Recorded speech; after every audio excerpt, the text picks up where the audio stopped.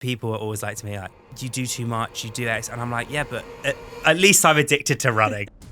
Hello and welcome to the Runna Podcast. Today we spoke to Hugo Fry, who wasn't born a running prodigy, but through volume, consistency and genuine love for the sport, he's gone on to run a 2:17 marathon PB and recently 63 minutes at Barcelona half. Not to mention, he's also got the Guinness World Record for the fastest marathon just as Super Mario and Santa Claus. From his love of rice to mouth taping, he shares the hilarious realities of his training, showing you can be serious about performance without taking yourself too seriously. Let's get into the conversation. Hugo Fry, the man, the myth, the legend. How are we? I'm very good. Thank you very much for having me. We've wanted to have you on the podcast for ages. I think we thought you were a bit crazy for us, but now it's Hugo's world and we're all living in it. You say this, but if we pre-social media days, do you remember what I wore at New York Marathon? A runner vest? I wore a runner vest. Yeah, and it went viral. And it went, yeah. As in, someone from Runner filmed it and was like, who is this guy coming in over the finish line with a ridiculously fast time wearing one of our vests? Yeah, because I saw it and I was like, it's a really cool, you had that New York skyline behind it. I was like, that's cool. I'll wear that. I think you were there, weren't you? You were that weekend. Yeah, I ran it. Yeah, I think you were just like, Hugo, like, just before anyone could see, just like slid it under the table. And I was like, sure, I'll take this. I was like, I wasn't going to wear this, but yeah. And here we are today. I know, who would have seen this coming? Yeah. We'll start at the beginning where we start with all of our guests, because you weren't a running prodigy when you were younger. How did you get into running? I think like a lot of people, I got into running in 2020 in like, well, I did a couple of my sister ran the London Marathon in like 2017, 2018. And I did a couple of races with her, the classic run-throughs, did Lee Valley a couple of times. Yeah. In some really bad get-ups when running was not fashionable. I wore a gilet in one of them. And that wasn't even me being stupid. That was just like, it was a Nike running vest thing and I was like, sure, I'll wear this. It was cold, it was raining. And I did a 10 miler in February 2020. Yeah.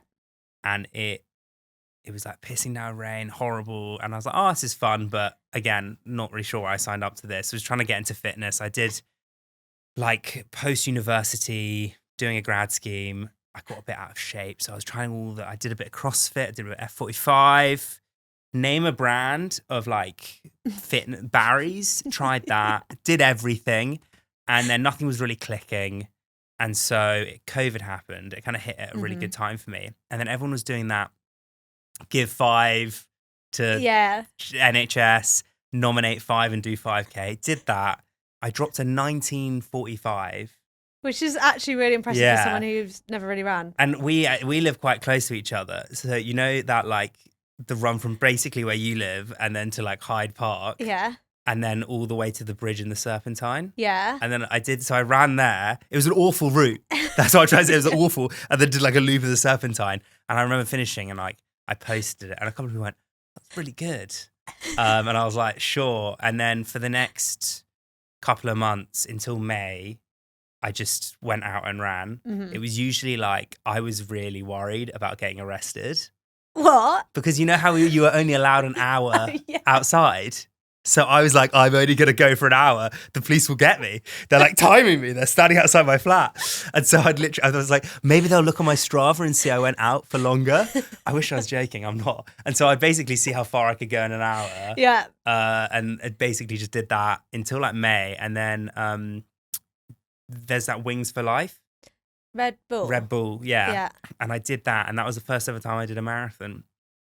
I don't even know about that. Yeah, so the Wings for Life, it's like for most people, it's just you put it, it's an app. Oh. And the car that chases you, you basically have to run until the car gets up to you, and then it tells you to stop, and it's a leaderboard of how far you can run before the car catches you. That's mad because I like to zone out and not be stressed when I run. Yeah, so it's that like you're wearing headphones and it's like the car is 100 meters behind you and you're just like running and it goes a certain pace and then it speeds up each like kilometer or something. And then I got to like 39K with that and then the car caught me and I was like, I'm only 3K away from marathon. Let's try this. So finished it in, I don't know, it was like 3 hours 30 or something. Got home, Mum was like, how was your run? You were gone for longer than normal. And I was like, yeah, it was good, thanks. So just like carried on my day. This was when the Wiggle Mouse was big on Teams. I was not doing a lot at the time. I think it was like a Thursday. Probably should have been working.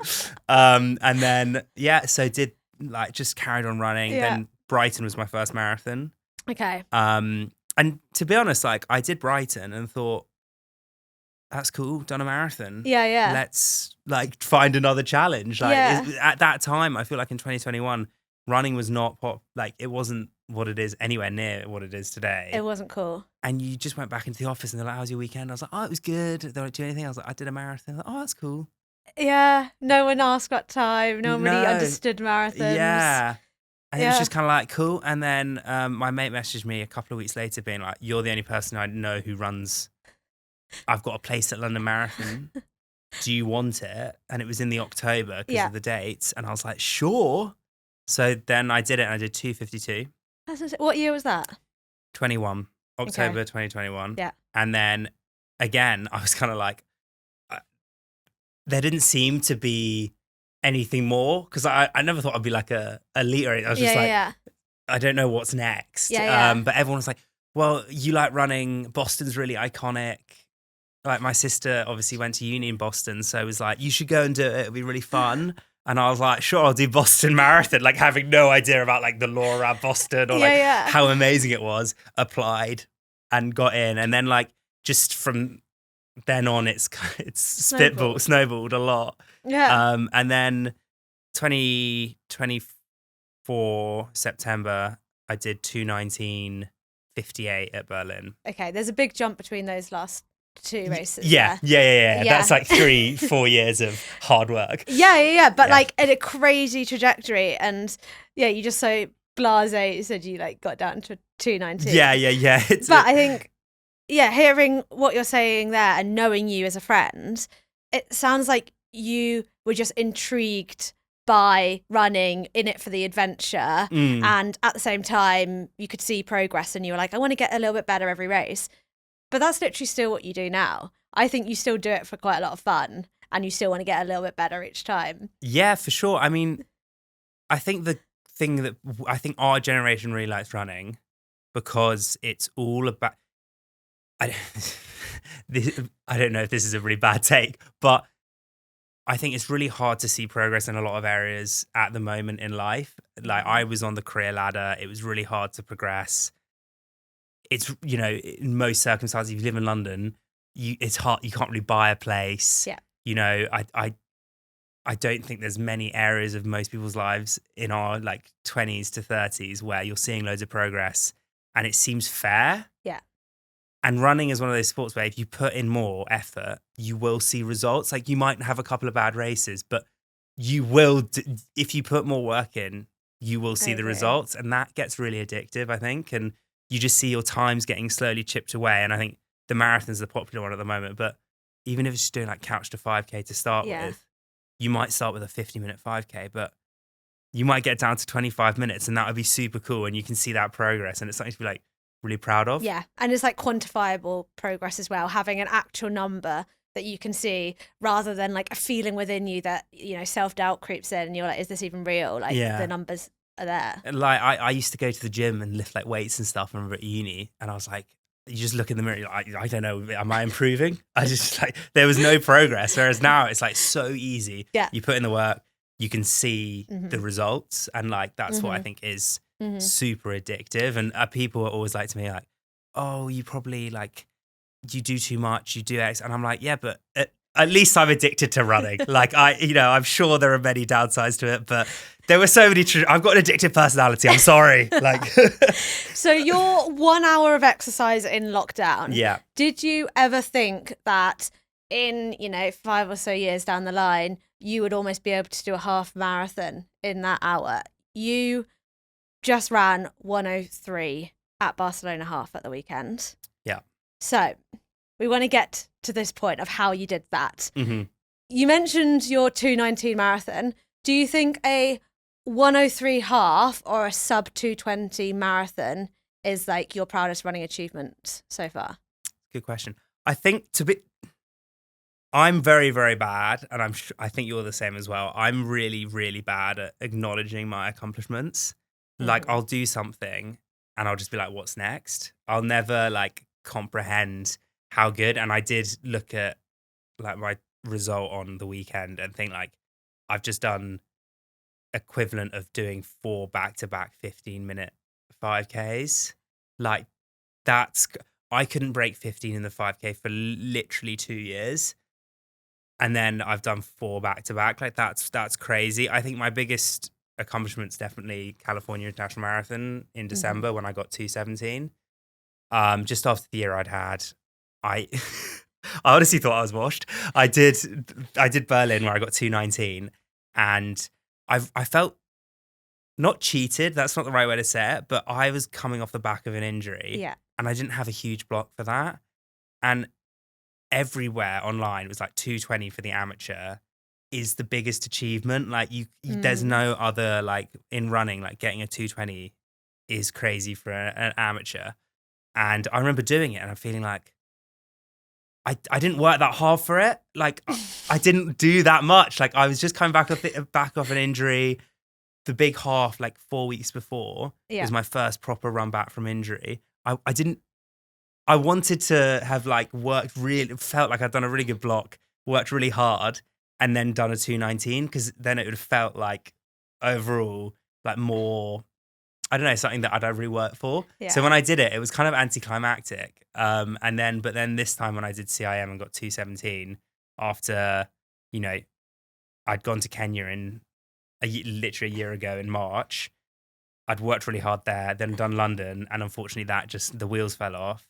Then again, had another good training block and done Berlin again in September, and it was a really hot day.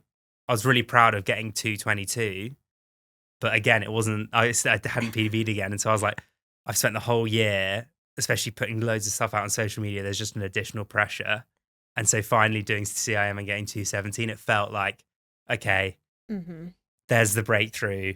I can take a breath now. Like I've PB'd this year. I'm really happy. And then in December break 15 in the 5K, I was like, oh, I'm on a roll. Yeah. Then I did Valencia in January 10K.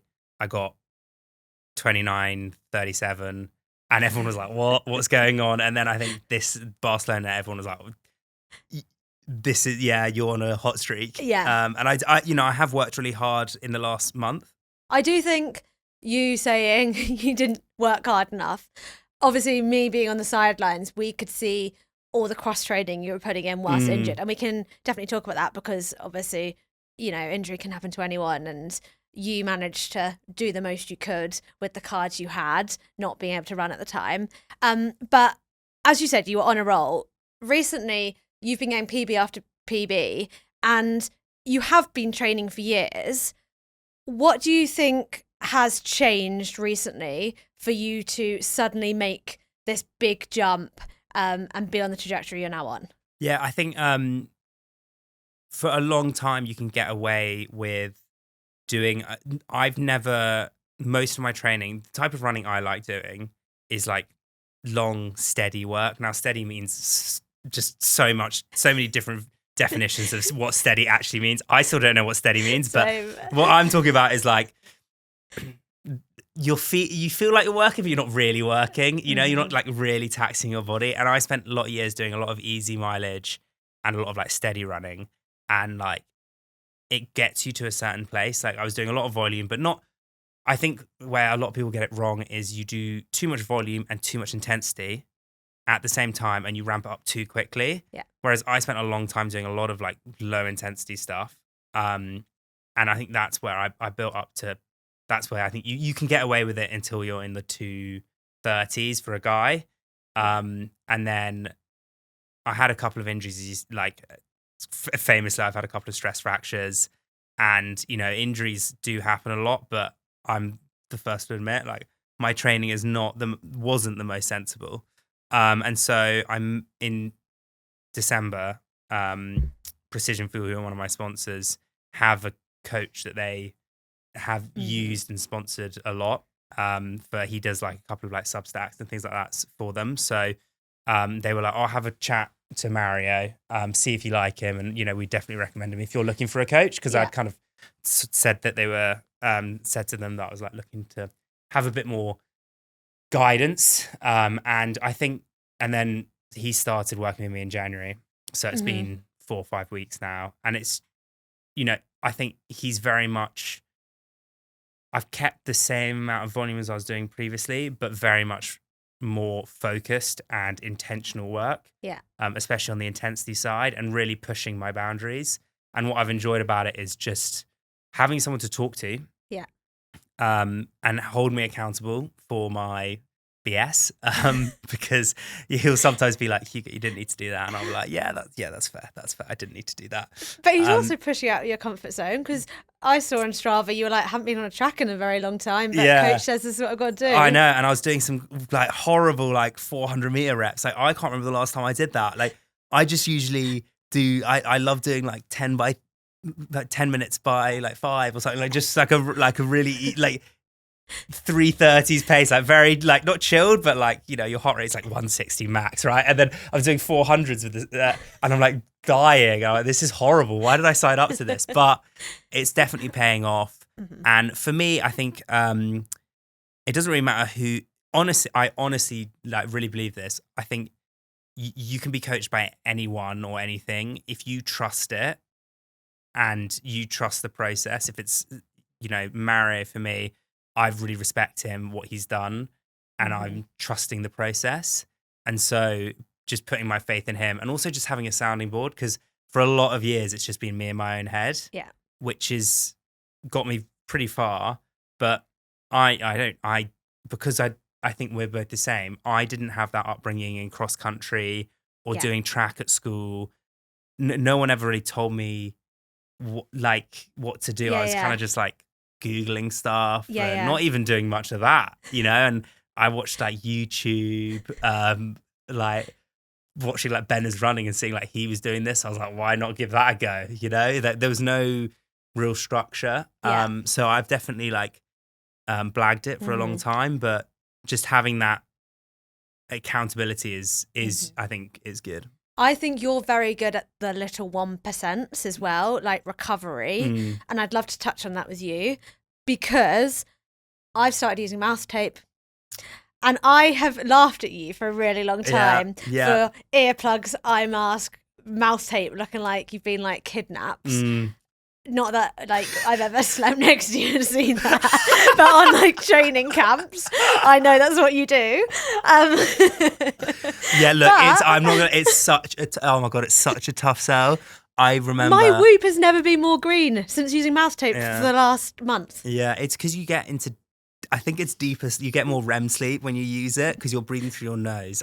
The science is kind of, look, again, I do a lot of things because I read it on the internet. And so I read mouth tape was good. And I was like, give it a go. Because mouth tape is apparently meant to be great for nasal breathing. Okay. And also another reason why I did start using mouth tape is because I did snore. Same. Yeah? Do you snore anymore? No. It fixes snoring. No, I think my snoring just vibrates on the tape now. Oh, nice. Okay. There are some really aggressive ones. Do you get the one that covers your whole mouth?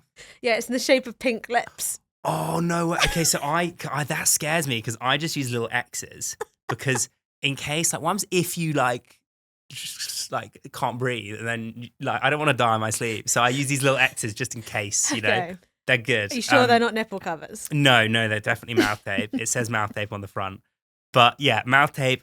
It is a really hard sell if you have a partner. It took me when I went over to my partner's flat for the first couple of times, I did not whip out the mouth tape. You just don't. Because I also wear nasal strips as well, and earplugs and an eye mask. And I have one of those drowsy eye masks. They're so big. They take up my whole head. And I remember the first time having to be so I use mouth tape. And she was like, what? Why? And I was like, well, I don't really have a good reason. And then you wake up in the morning, and then laid out for you ready is beetroot shot, probably some rice. Any others 1%ers? Yeah, I'm a big fan of Magnesium. Mm-hmm. I love a magnesium. That's really good for sleep. Mm-hmm. And then, so wake up. Beetroot, I'm a big fan of. Yeah. I always eat before I run. Yeah. It took a bit of time, that one. I think it's really hard to get more for your gut, you know? Yeah. I think people use the excuse of, eating and then running. Like, I Yeah. don't want to, but actually, if you don't fuel for your, before you start running, I think I was talking to Philly about this, and for guys, you can slightly get away with fasted training, but like if you're a girl, like you just cannot. Like it's so important too. And then beetroot, big fan of. For sessions, I'm starting to use Nomio, which is like the broccoli sprouts. Yeah, it's pungent, but I don't know anything about the science. However, it does it every time I have it. I don't know if it's placebo. My sessions are better. Okay. So it's meant to be a lactate buffer. Yes. Mm-hmm. Yeah. Maybe it's because I just don't get into lactate that much. I don't know. And then, I mean, for me, the big thing is like fueling. I used to be I've definitely improved over the years. Yeah. And I think that has been, when you do, especially high mileage, like if you're not fueling correctly, especially what I'm doing like more than I've ever done before it is so hard, and I appreciate why people struggle, but I'm just smashing gels unnecessarily. And like my last long run before Barcelona, it was like 35K. I had 8 gels. Yeah. It's disgusting. Like that, I'm like awful for my teeth. But actually, I don't know if that's true either. But I've never done that before. Yeah.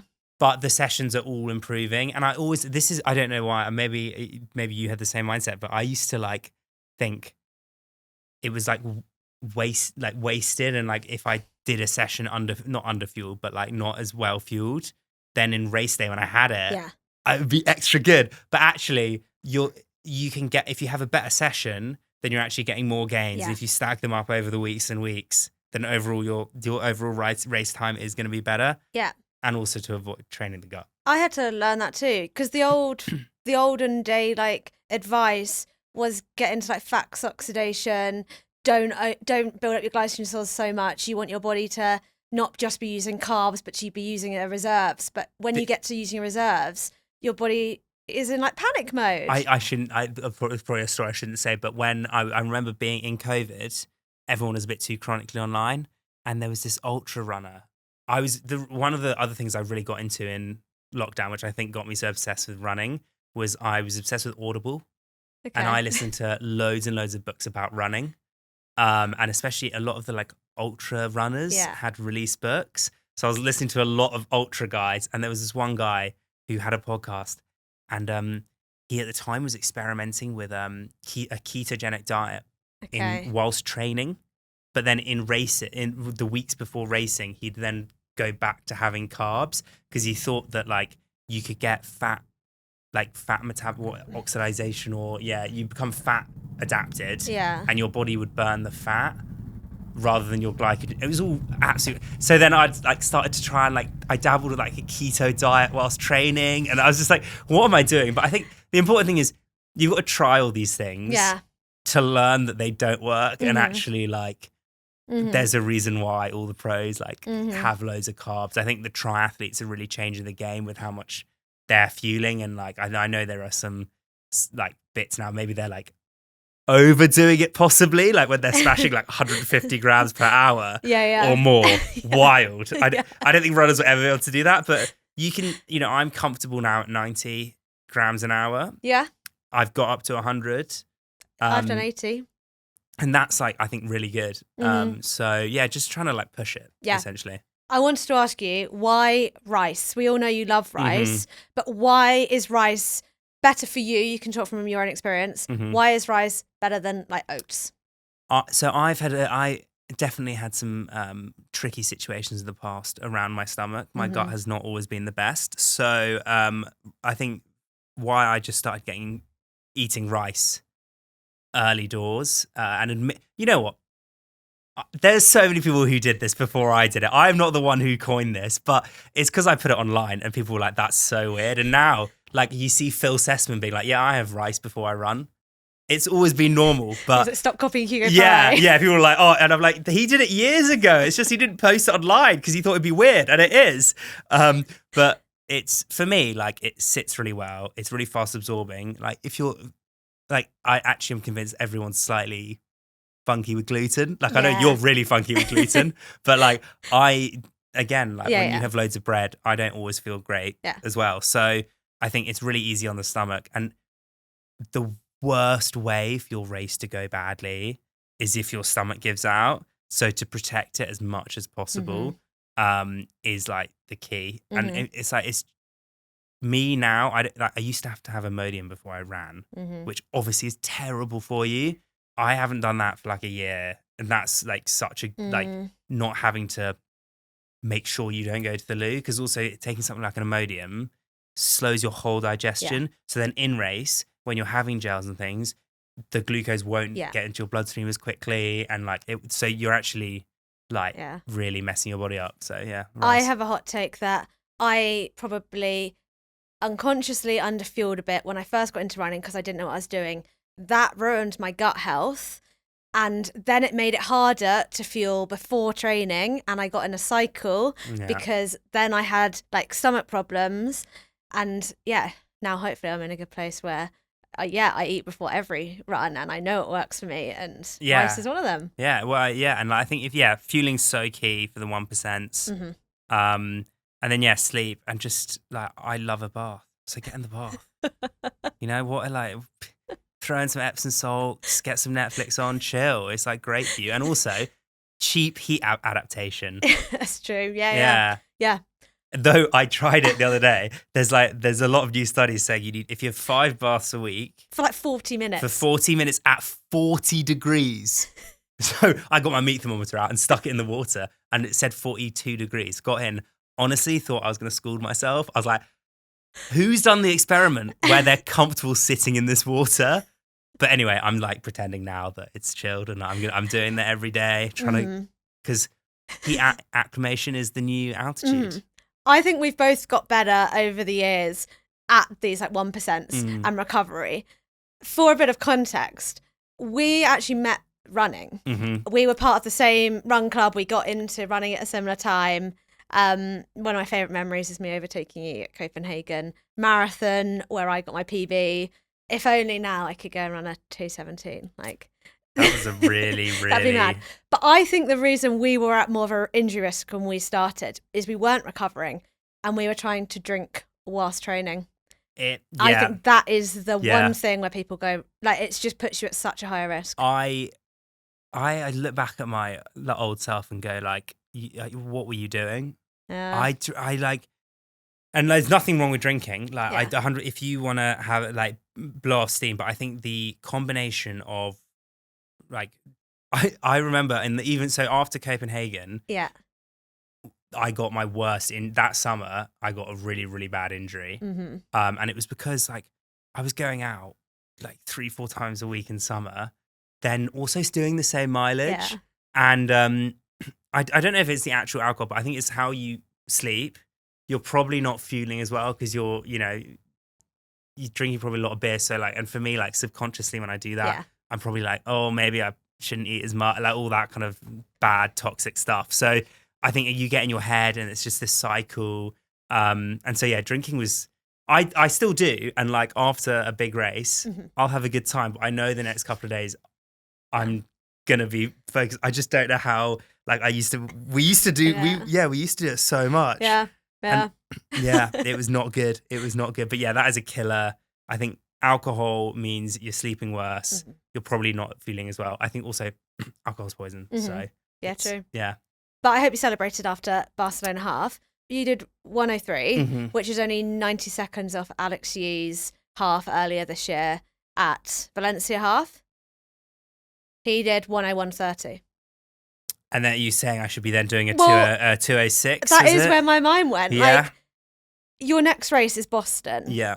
Have we got big goals for Boston? I've not changed my goal since this weekend. This weekend has not affected it. I'm going to keep my cards close to my chest. I'm getting too much at the moment online being like, you're in 2:10 shape. I'm not. Guys, I'm not. And I'm especially not in Boston. Okay, there's hills there. It's going to be tough. So we will see. I think the next couple of weeks is going to be focused on making sure I don't get injured, and like just consolidating my fitness.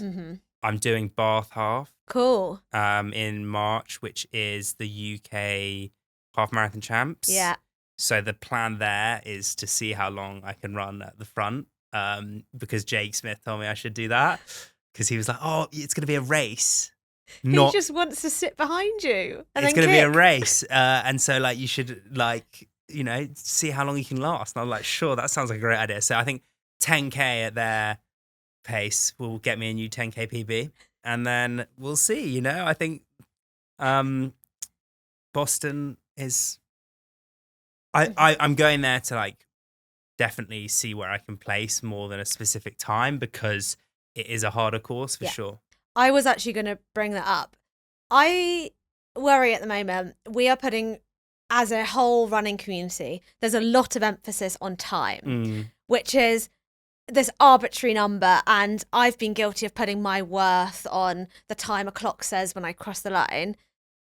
I think it's really cool to race a race like Boston, which is hilly. So, it's much harder to like hit your PB, but you'll be racing the people around you, like this organic, natural form of running, like back to the good old days.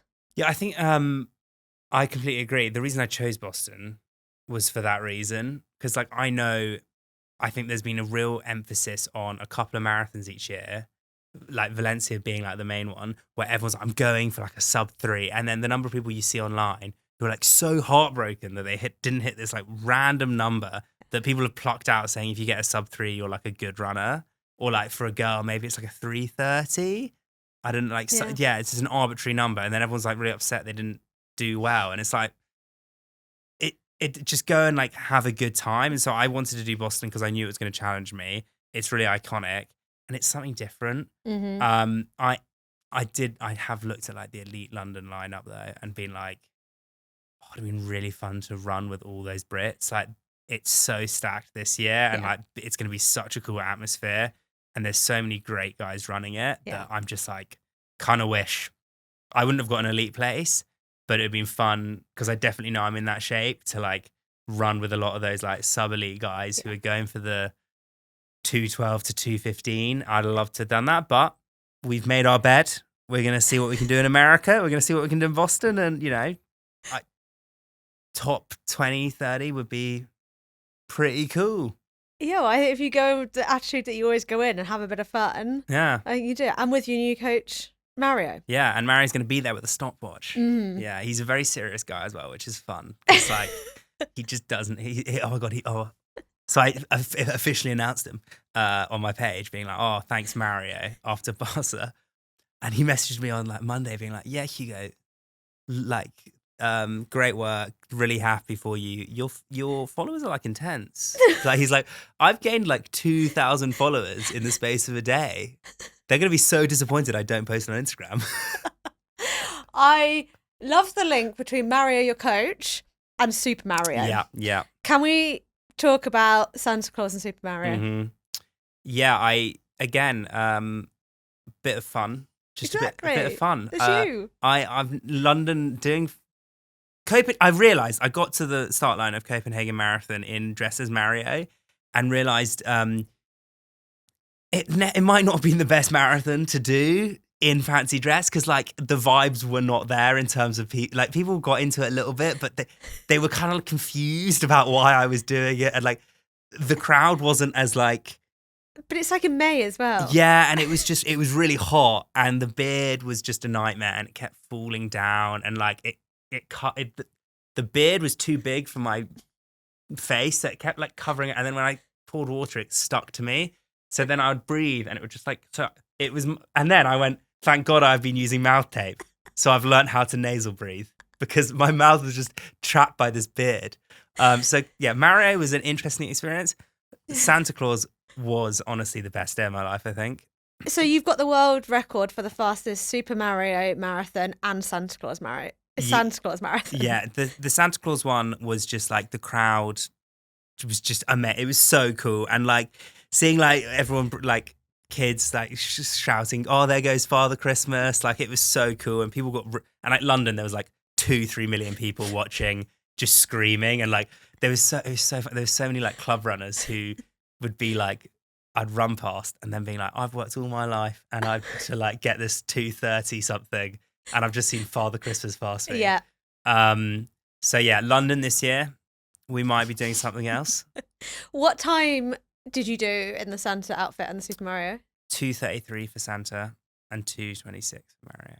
That is just ridiculous because I'm like, oh my gosh, I need to shave my legs. Like, I need to be more aerodynamic. Yeah, but you know, Were you wearing a beard I really need to or a moisturize. That's so hard. Both the times, I also didn't have the outfit until like the week before, and so I was like just like Amazoning it. So I got like £8 outfits, and the Father Christmas one actually dissolved. It just started to just fall off me because it was so bad, the material. I don't know what it was made out of. It was shocking. But it was good. Yeah, they're fun. Yeah. And you are now running these elite times. And I think it's because you're on social media and everyone sees you as their friend. They think you're this guy next door, which you are. But you have to do the volume that you're doing to be able to run like a 2:17 marathon. Yeah, I think I somehow have created like a mystery around me that I do this like crazy stuff. I do a lot for sure, but I do think, you know, like now I have a coach. I'm still getting set the same mileage. Like I'm doing 175k a week, which obviously is crazy. And like I think also I get comments now, and I'm sure you have this as well in terms of because we're influencers or whatever, you know, that is our day job. We create content. It's like, oh, you're lucky you have the time to do it. I know a lot of guys who do you have to sacrifice to do that kind of mileage as well, for sure. Okay. And when I had a full-time job, I was doing that mileage, and yes, you have to just accept that you won't have a crazy social life in those periods. But yeah, I think, you know, I do now do probably more cross training. I love swimming. We both swim quite a lot. And I think for me, I swim now because I think this is my theory about swimming. Yeah. It could be crazy, but because your head is in water, you have to regulate your breathing so much. And so when I'm running hard and I feel stressed about not being able to breathe, I go, hang on, I do loads of swimming where your head is in water and you literally can't breathe. And so it helps you control your breathing. And I don't know if that's a real theory or like maybe that's just me, but I enjoy my swimming. And I think the key is for me, I do it not because I actually want to do it. Like there's no mystery around it. Like motivation can only get you so far. I go out and run because I actually you love running. Yeah. I like doing exercise. I like doing all my 1%. I like jumping in the sauna. And it makes me feel good, you know? So, and when that stops, when the fun stops, and I will stop. Like I really enjoy it. But one day there will be a point where, and I know, like, I don't want to be in my mid-40s doing this. You know, there will have to become a point. I'll probably become a triathlete because I just know my body won't be able to do the 175Ks. And you know what I can do? I'm sure I can spend 30 hours a week on a bike. So in the pool. Or in the pool. But yeah, so that's kind of I've done some research on that swimming theory. Just Googling. Yeah. No, ChatGPT. Just Google. But you are breathing every few seconds. Yeah. Running. You have to breathe every few strokes swimming. So you breathe a whole lot less. So you have a lot less oxygen to clear the lactic. So a lot of the really great athletes we've had, especially on the Runna Podcast, they all seem to have this like background in swimming. And that's, I think, because one, it builds discipline because you have to train really hard from when you're really young. And two, they're really great at lactic clearance because their bodies had to get adapted with doing that with less oxygen. Caveat, I do not have a background in swimming. No. We swim very similar paces, Anya. I'm very bad at swimming, but I try. Yeah. Yeah. But I think it's a really good message about cross-training that because obviously when people get injured, we go into panic, we can't run, everything's going to fall apart. Your body, your heart doesn't know what form of exercise you're doing, as Mhm. long as your heart rate's going up, you're still getting huge aerobic benefits from, Stairmaster, Yes, I'm a swimming, big bike. stairmaster. I think so. Swimming has been the main one I do when I'm actually injured. Hmm. And though I wouldn't swim as much. I did 15K in a pool once, which was too much. I admit that was too much. But I've learnt my lessons. But swimming's a good one. Stairmaster's also a good one because I actually think, again, I'm saying a lot of things I don't know are founded, but because when you're running, you're putting so much strain, like impact through your body. Hmm. Whereas Stairmaster, you're actually like not, you're kind of like, because you're stepping upstairs, there's not a huge drop. Yeah. So it's actually, I don't think it's a huge impact. And like the stairs build such, you see people smashing out around on the stairs, and I know they're mentally tough. Yeah. Yeah. Yeah. And on that note, we'll transition over to Coach Steph's coaching tip of the week.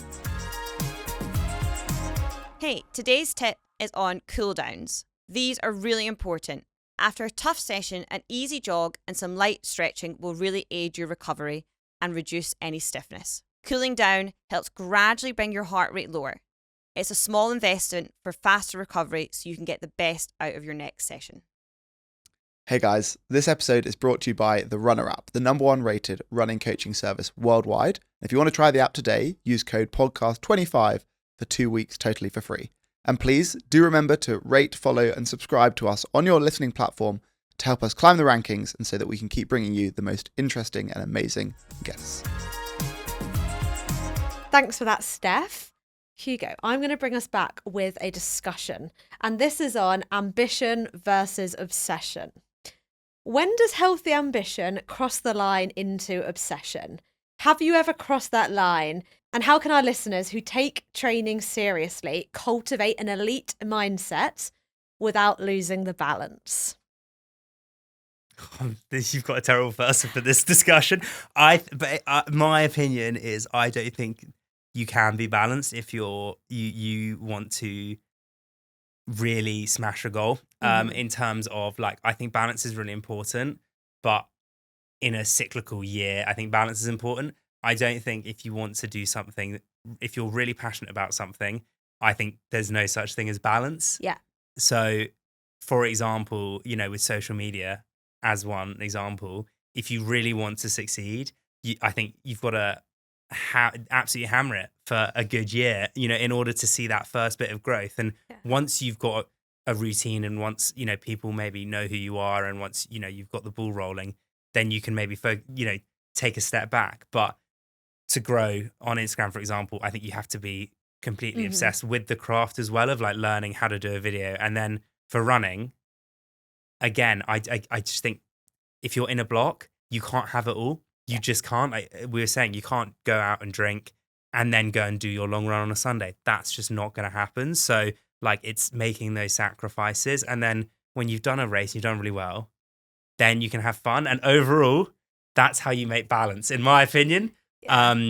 And then, I think people call you obsessed or like crazy until you've done something and you're successful. And then they're like, how did you do it? Like, oh my God, you're so lucky. And it's like, really? I didn't put any effort in. No, sorry. I've been a bum all my life. I've done nothing. So I think, I think being obsessed is not in periods is not necessarily the worst thing on earth. Yeah, I think it's healthy obsession where it can support you and you've got to be super dedicated, and all the people at the top of their game, obviously, they've all got these like crazy minds that you've got to put yourself into like really uncomfortable, hard positions. So yeah, there obviously is a bit of obsession there, but I think you have a healthy obsession because you still do find it fun. Yeah, I think also, I think I really benefit from having delusional self-confidence, especially when running, because my times don't necessarily correlate with my training in terms of like, I'll do 12 by K at 3-minute pace. And then, you do 12 by K with 60 seconds rest or, whatever the session is. And I'll be able to on race day go and do that for a lot longer with no breaks because I know I get on that start line and I have like like honestly not a killer mentality, but I'm just like, I know I'm good here today. And it was really interesting talking to Alexia about like sports psychology and how that can play a role. And I don't think I necessarily need that, but I do talk to a lot of people who like just don't believe in themselves. And I think that is one of the key, like especially running. If you have any self-doubt, you'll get to kilometer, I don't know, 15, 16, or in a marathon 32K is usually like the big one. And if there's any self-doubt, that's when the wheels start to fall off and you're like, oh, maybe I'm not feeling so good. Whereas like in marathons, my like motto is like, you just need one good day. And if you're at 32 and things are fine, I remember being at CIM and like things were feeling fine. And I went, Hugo, you just need one good day. And then for the rest of your life, you've got that time. No one can take it away from you. When you're 50, I can't wait to have grandkids and be like 70 and be like, oh, I did a 2:17 marathon. And they'll be like, shut up. But like, you know, I'll still have that. And so I always just remind myself, like, you're in a horrible place, but you've already done so much to get to this horrible place. You don't know when the next time is. And like, I remember getting my first big injury and thinking, I'm never gonna like be able to get back to this. Like, I should have taken more advantage of like being in those good positions. And so now I always remember being like, this could be your last race. So don't let it ever slip. Yeah, that's really powerful. That's who knew I had that in me? Oh. Yeah, something slightly less serious. And we'll transition over to this or that. So you can break 2:14, but rice is permanently banned from your diet. Or you keep rice forever, but 2:17 is your ceiling. I think I'm contractually obliged to say rice. No, 2:14. I would take 2:14 any day. That would be crazy. Be remembered for one outrageous breakthrough performance or 15 years of consistency. One good day. One good day. You did just say, yeah. Could be a day. Just need one perfect day. But also, 15 years of consistent, but it doesn't matter if you didn't have that one good day. Yeah, it's there. The rankings will always remember that one good day. Power of 10's down. Yeah. Doesn't matter. Yeah. Your worst race goes viral for doing something embarrassing, or the best race goes unnoticed. Are these just like to get me? Like literally the reason I went viral was because of London when I collapsed. Do you remember that? I beat you on that one as well. Yeah. When I passed you, I think you were in the toilet for about the 40th time that race. Yeah, that was honestly the worst day. I lost my hearing, and then I fell over the finish line, and paramedics have to carry me. That was my first viral video. None of my achievements. No, it was me passing out on the finish line of London Marathon. What was your mum like? Like, what are you doing? Well, I disappeared for like an hour because I was in the paramedics tent, and my family were like, where's he gone? Like, what's happened? He said he was going to do a 2:15 or something. Like, yeah, bad day. Okay, and then our final closing question is to design your dream race, and I feel like you could have a good one up in your locker. So, what distance is the event? Mm-hmm. Where is it?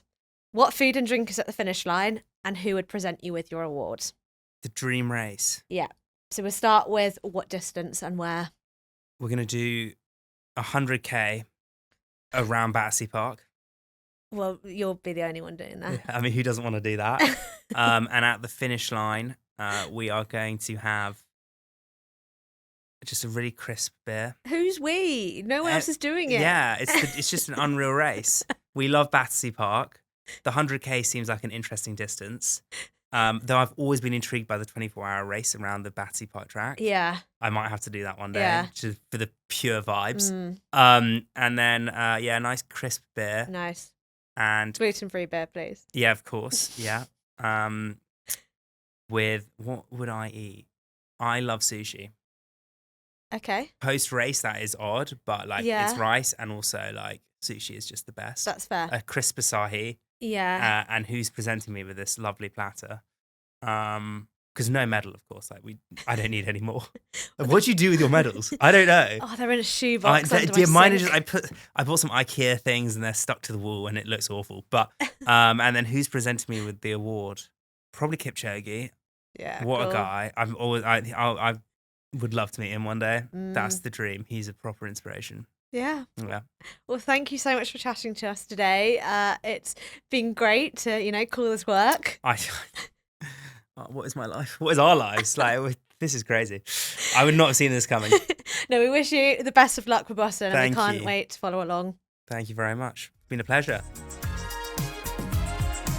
Before you go, we've got something very exciting to share. We have launched our limited edition Lululemon Runner collection, Your Best Yet. It's a 10-piece London capsule built for every runner, for every mile, from those training miles through to race day.